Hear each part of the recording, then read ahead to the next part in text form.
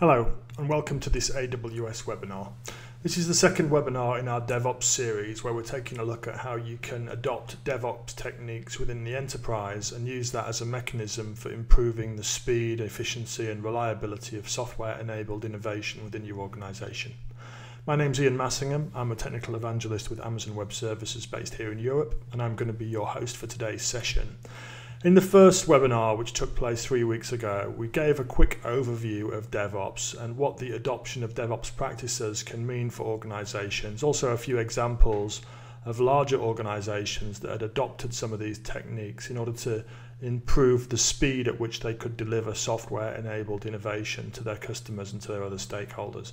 We're not going to spend a lot of time on that today. The focus of today's session is going to be a deep dive into continuous integration, looking at how you can integrate a continuous integration environment together with AWS and what kind of benefits that might bring to you. Before we do that, just some very quick scene setting. Why might you want to adopt continuous integration as part of your adoption of DevOps? And the answer to that's pretty simple. So there are organizations today that are delivering software-enabled products and services to their customers with a really high degree of agility and having great impact on the markets within which they operate.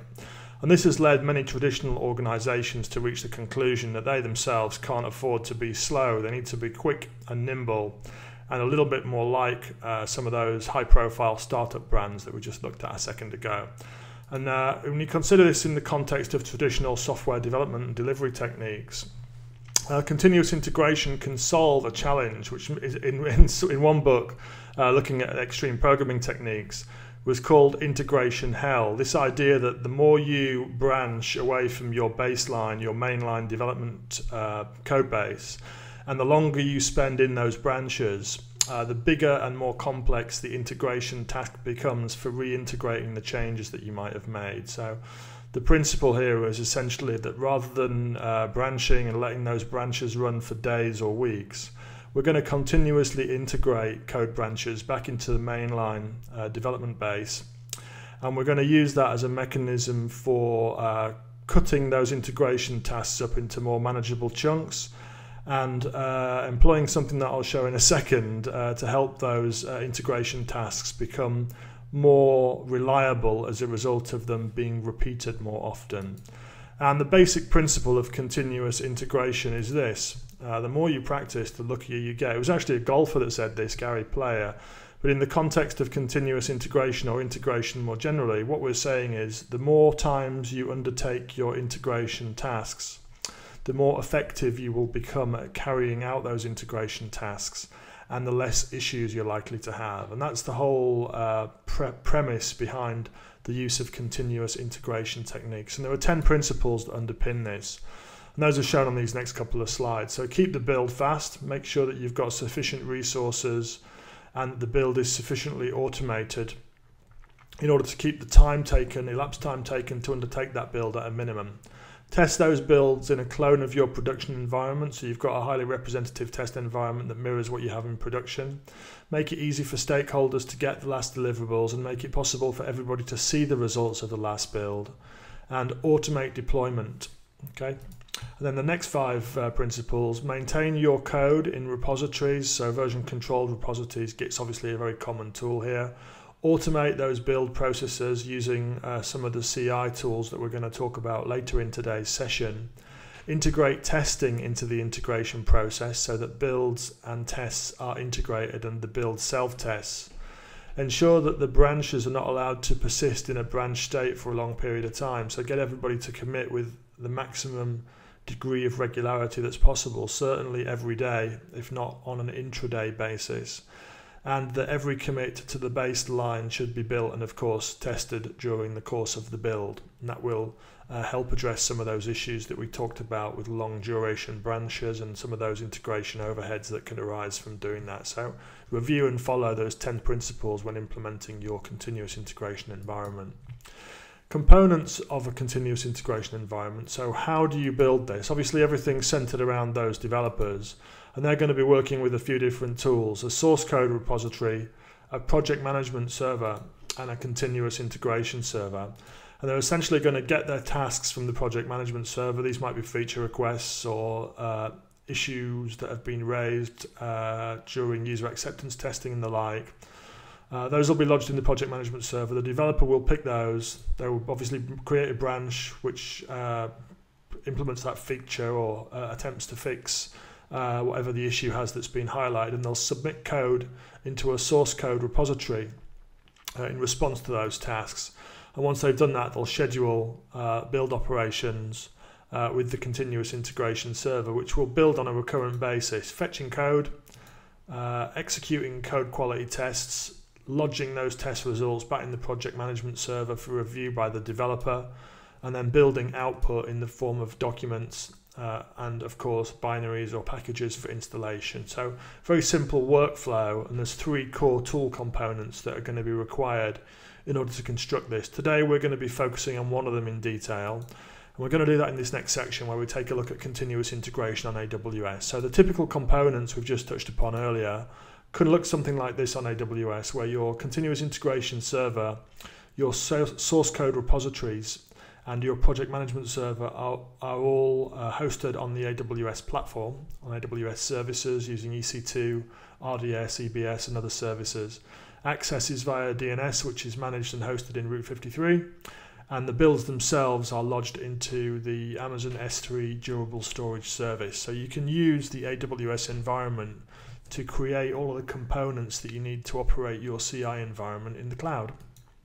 And the reason that's a good fit is because of those fundamental characteristics of Amazon Web Services. It's a pay-as-you-go environment, it's available on demand, and it's elastic. So this can help you address some of those 10 principles of DevOps which we touched upon earlier. For example, it's very simple to make assets that are stored in S3 available publicly under a very well-controlled security policy, and that might be a mechanism by which you make the last build of your product available to those users in your organization that need to access it.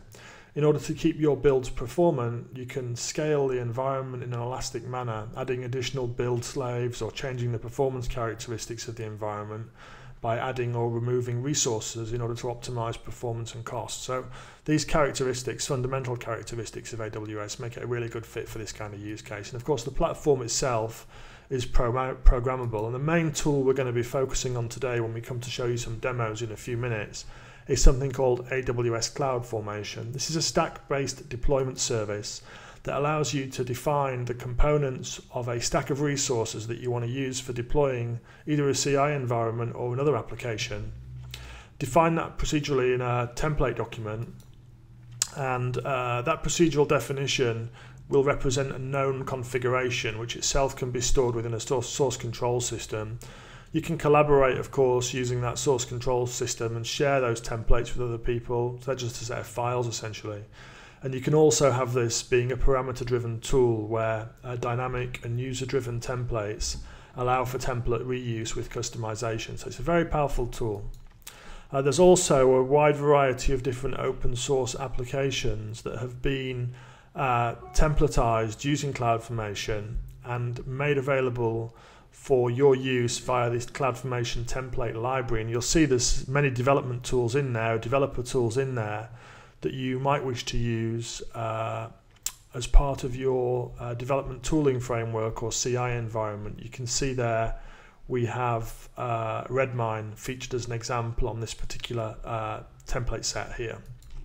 So once you've got that CloudFormation template, you take that to your AWS environment, and you can use that to implement a continuous integration server in its own right. And the next part of today's webinar is going to focus on showing you a demo of this process, the definitions contained within a CloudFormation template, and maybe more importantly, how that CloudFormation template can be executed to produce a Jenkins CI environment, and then move on to show you how you can customize that Jenkins CI environment to make it work with Git and GitHub as other integrated components of the system. So take a look at this demo.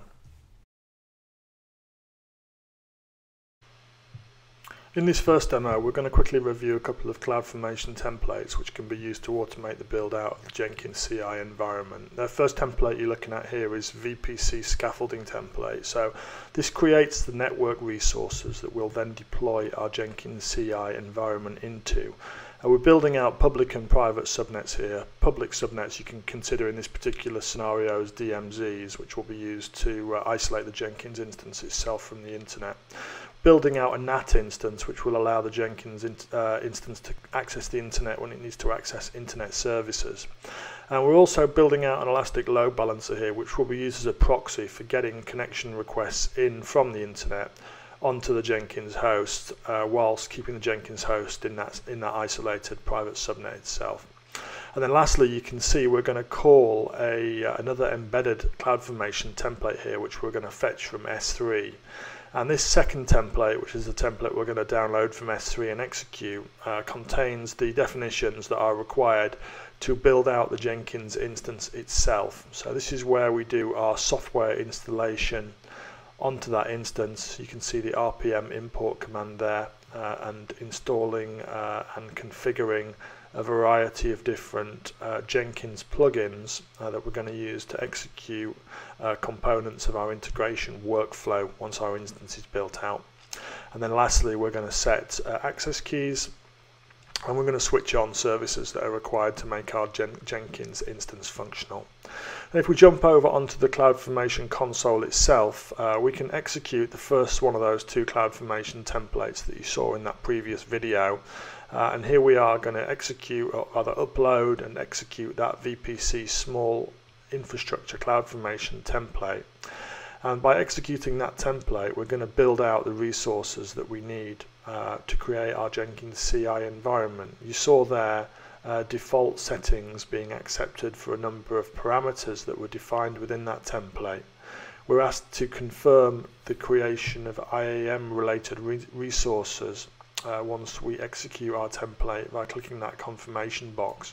And once we've done that, the CloudFormation engine will evaluate and execute the contents of the template file that we just uploaded into it. And here in the background you can see that VPC infrastructure is now being built out. And just to recap what CloudFormation is quickly, it's a mechanism for defining collections of AWS resources within these template files. You then upload or point the CloudFormation engine at those template files, and it will evaluate the contents and execute them. And you can embed a wide variety of different AWS resources within those template definitions. So in the background here, the CloudFormation engine is working through the resources that we've defined within that template, and it's creating them, whether those be the public and private subnets that we talked about, the NAT instance that we mentioned, or ultimately pulling down and executing that second embedded template, which you can see is now visible there on the top row of the console. The Jenkins instance sample template is the template that we embedded in that top level template and referenced as a URL on S3. And once some events have been executed, you will see those events listed in the Events tab of the CloudFormation console, and you can see that here various execution activities are underway. And once successfully completed or in progress or failed, the status of those execution activities will be reported to you, as you can see here. So you can see at the top of the console creation of several subnets here, creation of security groups, creation of subnet route table association. So this is building out the DMZ public subnet and the private subnets that are going to host our Jenkins instance. And that process will continue until all of the resources that were defined within that template have been created. You can see now it's moving on to execute some of the NAT instance creation activities. So the NAT1 and NAT2 instances are being created in the different availability zones that we're working with here. We're creating and associating elastic IPs, which are publicly accessible IP addresses that will be attached to our NAT instances to allow our NAT instances to communicate with hosts that are on the internet. And once again, the Outputs tab is also being populated here. So as resources reach completion, parameters can be collected from those resources and can be output into the console for use later on in the process or use elsewhere within your application. So I hope that gives you a flavour of using CloudFormation engine as a mechanism for creating and managing AWS resources. And you can see there that the process is nearing completion now. Once those stacks have completed the creation process, we can visit that Outputs tab again, and we can see those parameters that have been output from them. One of those is the URL that's going to be used to access our Jenkins instance, but you can see here that at the moment that URL is not accessible, and the reason for that is that our Jenkins instance hasn't been automatically registered with our load balancer. But to do that, we simply go into the ELB configuration, and we can register our Jenkins instance manually with our load balancer if we do that.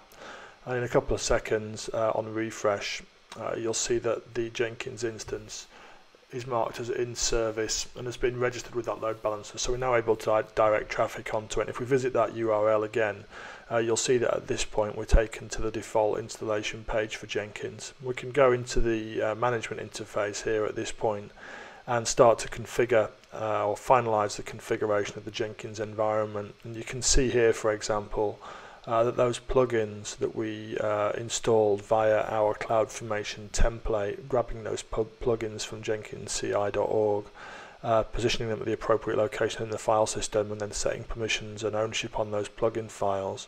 We've made them available to the Jenkins CI, and you can see the CloudFormation, GitHub, and S3 plugins have been made available via that process, as well as a number of others. So that just illustrates that the CloudFormation template for creating the Jenkins instance has done its work correctly.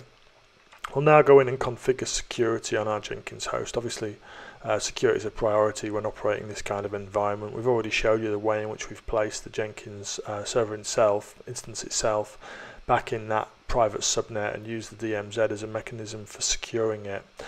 We can also and should also set appropriate permissions and administrative account controls on the Jenkins environment itself. And you can see here we're also setting up a user that we're going to use for integration of Jenkins together with GitHub repos later in the demo today. So there's a couple of parameters that we need to set there, allowing the GitHub user to read and build jobs. We'll set those parameters and then save the GitHub user that we've just created there. The next step is to create the administrative account that's going to manage your Jenkins environment. Now, obviously, if you'd already created an account at this point, you'd be able to log into the system using a username and password. But as this is a brand new and clean Jenkins installation, we're going to hit the Create Account button instead. We're going to enter our desired user credentials in the sign up screen. You can see this video was recorded by Grace, a member of our solutions architecture team here at AWS. And you, as you would imagine, enter your name and email address, hit the sign up button, and at that point your account will be created on Jenkins, and you'll be dropped back to the top page. You can go back into Manage Jenkins and just check that the permissions that have been allocated to that newly created account are correct. And in Grace's example, obviously she's going to be an administrative user, so she has administrative access to the Jenkins environment. Next thing we're going to do is take a look at configuring Git and GitHub to work together with Jenkins. So if we head back onto the management console and hit the configure system link that you can see at the top of the screen here, we'll then be taken over to the settings page, where we can enter some parameters, some configuration parameters that are required to get Git and GitHub working. The first thing is to enter the name that your local Git repos are going to be stored with, and provide a path to the Git executable. In this case it's in the system path, so we're not going to change that.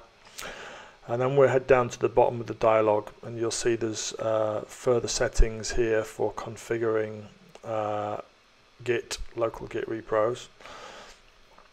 So we'll put these into the global config username value for the Git plugin here, and also set our email address in the global config user email value here. So these is configuration details for the Git plugin within Jenkins. And if we head down to the very bottom, you can see there's a configuration section at the very bottom here which relates to using accessible GitHub repos. So once we've corrected that email address, we'll just scroll down to the bottom, and at the bottom you'll see there's configuration options for using GitHub together with Jenkins. So here we're going to enter a username which has been pre-created on GitHub, so matches our GitHub user account name. In this case it's going to be Grace's GitHub credentials that we're using here. So you can see we'll put in Grace's GitHub username and Grace's GitHub password, which obviously will be masked, and then we'll hit test credential, and that'll fire off a login request over to GitHub and verify that those credentials are functional on GitHub. And obviously in this particular example that will come back as verified in just a moment. And the last thing to do is to manage the webhook for GitHub. Now the webhook for GitHub is a mechanism for getting Jenkins to trigger integration activities, build activities, when there is a change in a GitHub repo. And in order to do that, we need the publicly accessible web API on the Jenkins environment to be pasted onto GitHub. So this pushes from the GitHub side when we commit an update to a repo. That will in turn trigger build activity in our Jenkins CI environment. It'll grab the contents of the repo, obviously, and it'll execute whatever build workflow has been devised at that point. Okay, so that concludes the demo of CloudFormation templates, the CloudFormation engine executing those templates itself, and the first configuration steps that you're going to take on your Jenkins environment. We're going to move on now and talk about application versioning and infrastructure versioning. And one of the helpful side effects of using CloudFormation to define your infrastructure is that it converts your infrastructure components themselves into code. And that has a really helpful effect when it comes to automating deployment, which is going to be the focus of the next webinar in this series, this DevOps series. You can essentially encapsulate the production environment for your application in a CloudFormation template and use that to drive the deployment process. So if you join us on the 28th of August at 11 AM BST, that's GMT +1, we'll be focusing on automated deployment, taking a look at services and techniques that can be used to automate deployments on AWS using tools like CloudFormation, OpsWorks and PowerShell scripting. And we'll be having a look at some further demos in the next session. Demo looking at CloudFormation scripts that define target deployment environments, and also a demo showing the deployment of build artifacts onto that target environment. So join us on the 28th for the next in this series, where we're going to be moving on from integration to deployment. That's going to be the next step on our evolutionary journey as we look at DevOps in the enterprise. As usual, if you want to stay up to date with AWS more generally, please follow us on the 2 social media accounts that you can see at the bottom of the screen here. AWS Cloud is a good place to go to stay up to date with AWS service announcements globally, and also global AWS events like reInvent that we have coming up in November. The AWS_UKI account is a good account for staying up to date with what we're doing here in Europe in the English language, events and webinars, and also releases and customer case studies that are relevant to customers here in the UK as well. And of course, if you want to read more about AWS services and new services specifically, then check out the new location for the AWS blog that you can see at the top of the screen there, and aws.amazon.com/new, where you can keep up to date with all new service announcements organized by product. So that concludes today's session. My name's Ian Massingham, as I've said. If you do have any questions, you can submit those now using the webinar platform, and we will try to answer questions that you might have now during the session. If there are any questions that we can't answer during the webinar today, we always follow up on the questions, and a member of our solutions architecture team will get back to you with a response in 3 to 4 days. So if you've got questions, submit those via the platform now. If there's anything that you don't feel we've covered today, or you want to give any feedback, then you can email me on the address that you can see on the screen there, or you can tweet me, again using the Twitter handle that you can see on the screen there, and I'm happy to take any feedback and help us amend and try and steer the series in the right direction so that you guys get the maximum possible benefit out of it. Thanks for joining us today, and let's take a look at some questions.